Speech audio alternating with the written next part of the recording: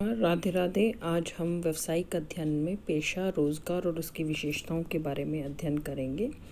पेशे से अभाव परिचित है। पेशा उस आर्थिक क्रिया से है जो किसी विशिष्ट ज्ञान और कुशलता प्राप्त व्यक्ति द्वारा समाज के विभिन्न वर्गों के लोगों को बिना किसी पक्षपात के सेवा प्रदान करता है।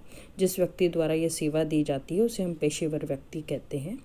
आपने उदाहरण के तौर पर जानते हैं कि डॉक्टर, वकील, चार्टर्ड अकाउंटेंट के जो कार्य हैं वो पेशे के अंतर्गत आते हैं। किसी व्यक्ति को पेशा बनने के लिए संबंधित प्रतिनिधि पेशेवर संघ का सदस्य होना अति आवश्यक होता है। पेशेवर व्यक्तियों द्वारा अपनी सेवाएं प्रदान करने के लिए एक निश्चित शुल्क लिया जाता है। जैसे डॉक्टर रोगियों के इलाज के लिए उनसे फीस लेते हैं। पेशे की विशेषताएं क्या हैं? सबसे पहली विशेषता है विशिष्ट ज्ञान और तकनीक कौशल। पेशे की ये विशेष विशेषता है, आपके पास विशिष्ट ज्ञान और तकनीक कौशल होना चाहिए। सामान्य व्यक्ति द्वारा किया जाने वाला कार्य पेशा नहीं होता। अगला है प्रशिक्षण और अनुभव का होना। पेशेवर व्यक्ति को शिक्षा के साथ साथ प्रशिक्षण और अनुभव भी प्राप्त करना होता है।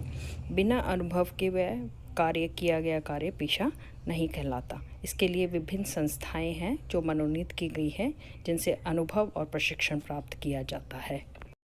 नेक्स्ट है प्रतिनिधि पेशेवर संघ। पेशे के लिए एक प्रतिनिधि पेशेवर संघ का होना आवश्यक है। यह संघ उससे संबंधित नियमों और कानूनों का व्याख्या करता है और उनका पालन करवाता है। प्रत्येक पेशेवर व्यक्ति को इसका सदस्य होना आवश्यक होता है। यह सदस्यों की न्यूनतम योग्यता निर्धारित करता है, पेशे में प्रवेश के नियम को निर्धारित करता है, सदस्यों के साथ कैसा व्यवहार होना चाहिए उसको नियंत्रित करता है, सदस्यों के मार्ग दर्शन हेतु आचार संहिता तैयार करता है, अपने सदस्यों की छवि को पेशेवर के रूप में बनाना और उसका विकास करने का कार्य करता है। उदाहरण के तौर पर जैसे चिकित्सा के लिए मेडिकल काउंसिल ऑफ इंडिया बनाया गया है इत्यादि। नेक्स्ट है आचार संहिता। प्रतिनिधि पेशेवर संघ द्वारा संबंधित पेशेवर व्यक्तियों हेतु आचार संहिता या नियमावली बनाई जाती है।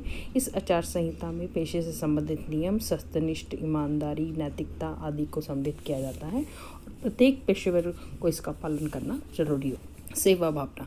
यदि पेशा आजीविका कमाने का एक साधन होता है परंतु इसका मुख्य उद्देश्य सेवा से जुड़ा होता है, अर्थात पेशेवर लोग आर्थिक स्वार्थ के स्थान पर सेवा को प्राथमिकता देते हैं, जिसके कारण उन्हें समाज में अधिक सम्मान मिलता है।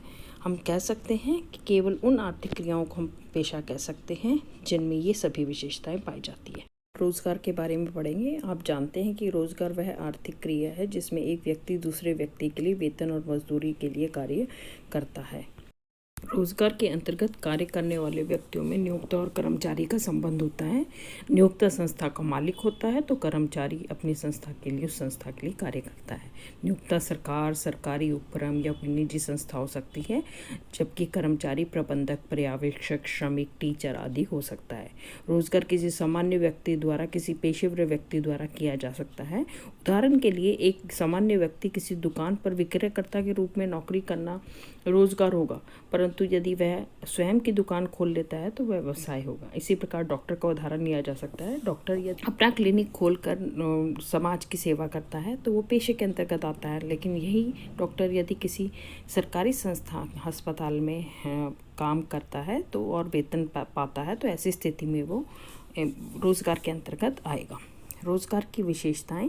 रोजगार की सबसे पहली विशेषता है कि दूसरों के लिए सेवा करना। रोजगार की ये एक खास विशेषता है। इसमें व्यक्ति किसी दूसरे के लिए कार्य करता है। एक व्यक्ति स्वामी है तो दूसरा व्यक्ति कर्मचारी है। अनुबंध। नियोक्ता और कर्मचारी के मध्य एक संबंध होता है जिसे अनुबंध कहते हैं। ये लिखित रूप में होता है। इसमें कर्मचारी के कार्य, उसके पारिश्रमिक के संबंध में सूचना विस्तार से लिखी होती है। कार्य का हस्तांतरण नहीं, इसमें अनुबंधित व्यक्ति को स्वयं ही नियोक्ता के प्रति कार्य करना होता है। इसमें वो किसी अन्य व्यक्ति से अपना कार्य नहीं करवा सकता। स्वामी और कर्मचारी का संबंध। इसमें एक व्यक्ति स्वामी होता है तो दूसरे उसके अधीन कार्य करने वाला कर्मचारी होता है, तो ये इनमें स्वामी और कर्मचारी का संबंध होता है। पूंजी निवेश की आवश्यकता नहीं।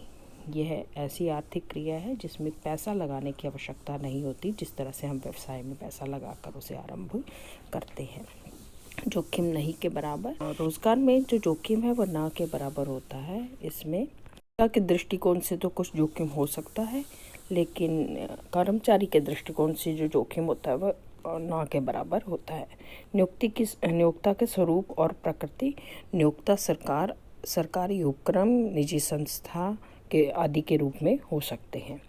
आपने इस तरह से देखा कि रोज़गार पेशा क्या होता है और उनकी क्या विशेषताएं हैं, और इस आधार पर हम इन दोनों में अंतर कर सकते हैं तथा व्यवसाय के साथ भी इसका अंतर किया जा सकता है। धन्यवाद बच्चों, आपने इस अध्याय को बड़ी गहनता से सुना।